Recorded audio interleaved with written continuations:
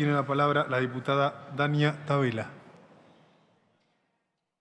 Muchas gracias, señor presidente. Mire, es un proyecto que genera tantas dudas. La primera duda es la urgencia. Tratamiento casi exprés cuando el decreto está vigente y cuando supuestamente, como informaba el presidente de la Comisión de Presupuestos, los beneficiarios del programa están recibiendo religiosamente los reintegros en sus cuentas.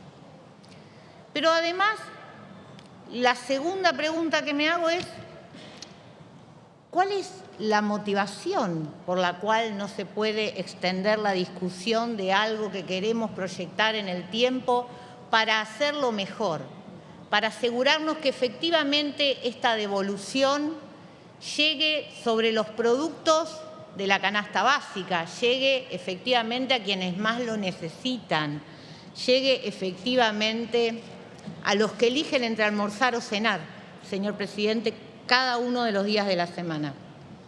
Mire, la verdad es que si esta ley se aprueba o no hoy en este Congreso, aquellos que ya fueron designados como beneficiarios lo seguirán siendo, al menos mientras esté vigente el decreto. No me imagino que el ministro candidato vaya a dar de baja el decreto luego del 22 de octubre, o salvo que alguno esté pensando en eso, también estaría bueno que lo blanqueemos.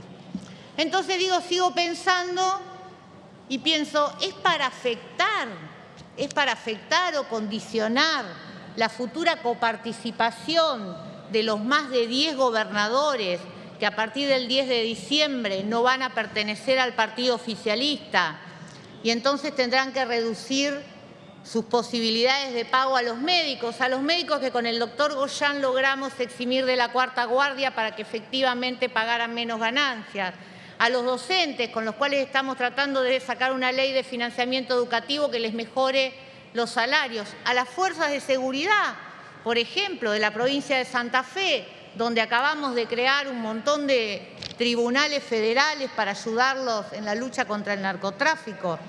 Digo, son todas dudas que aparecen. Pero además estamos en un momento de crisis sin precedente en cualquiera de estas áreas.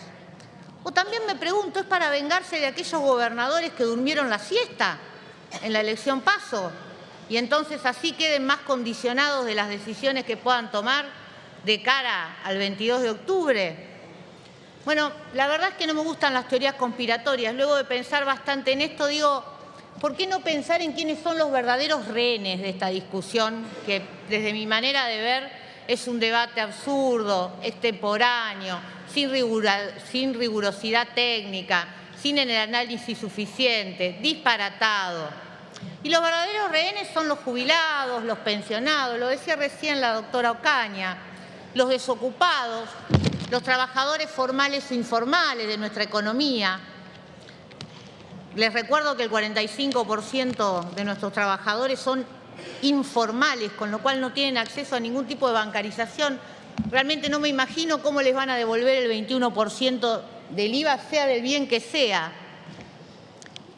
A los que han visto, en definitiva, sus salarios y sus ingresos degradarse en el último año por el impuesto más perverso, el impuesto que pagan los más pobres, que es la inflación, que es el que más duele, porque es el que pagan los que menos tienen o aquellos incluso que no tienen nada.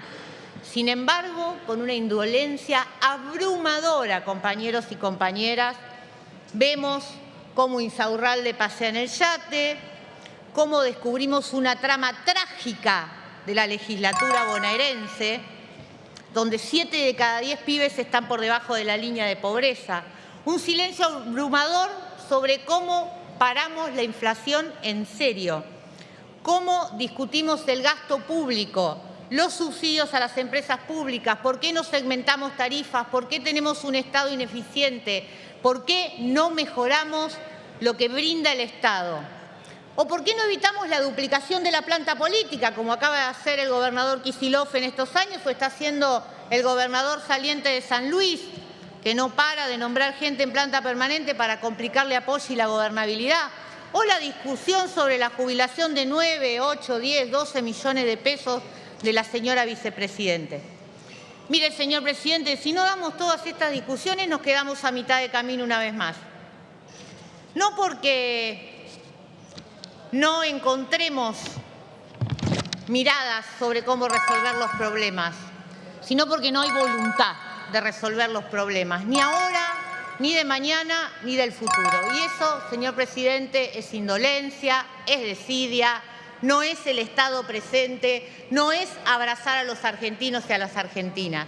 Por eso, un minuto de reflexión, pongámonos a trabajar en serio, con rigurosidad, sin chicanas, con madurez. Pensemos que vivimos momentos de angustia y desesperanza.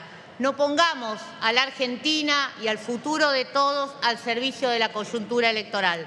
Tomemos decisiones responsables, sustentables y con futuro.